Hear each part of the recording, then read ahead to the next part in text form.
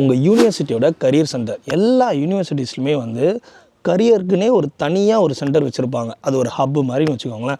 அந்த ஹப்பில் நீங்கள் போய்ட்டு ஆஸ் அ ஸ்டூடெண்ட்டாக இருக்கும்போதும் சரி, இல்லை ஸ்டூடெண்ட்டோட அந்த ஒரு கோர்ஸ் முடியும் போதும் சரி, நீங்கள் போய் டேரெக்டாக அந்த ஹப்பை வந்து நீங்கள் அப்ரோச் பண்ணலாம். அவங்கக்கிட்ட நீங்கள் நிறைய ஐடியாஸ் கேட்கலாம். பிகாஸ் அவங்ககிட்ட ஹியூஜ் காண்டாக்ட்ஸ் இருக்கும். உங்களோட ரெஸ்யூமே எப்படி நீங்கள் வந்து ஆப்டிமைஸ் பண்ணலாம் அப்படின்னு சொல்லுவாங்க.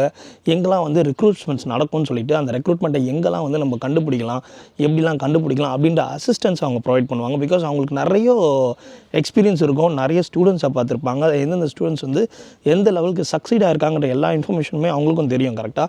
ஸோ அதை வச்சு உங்களுக்கே வந்து ஒரு நல்ல ஒரு ஐடியா கொடுத்து உங்களையுமே வந்து அவங்க கைட் பண்ணுறதுக்கு 100% வாய்ப்பு இருக்குது. ஸோ நானுமே வந்து பார்த்திங்கன்னா யூனிவர்சிட்டியோட அந்த கரியர் ஹப்பில் வந்து நிறைய விஷயம் தெரிஞ்சிருக்கேன், நிறைய நாலேஜ் கெயின் பண்ணியிருக்கேன்.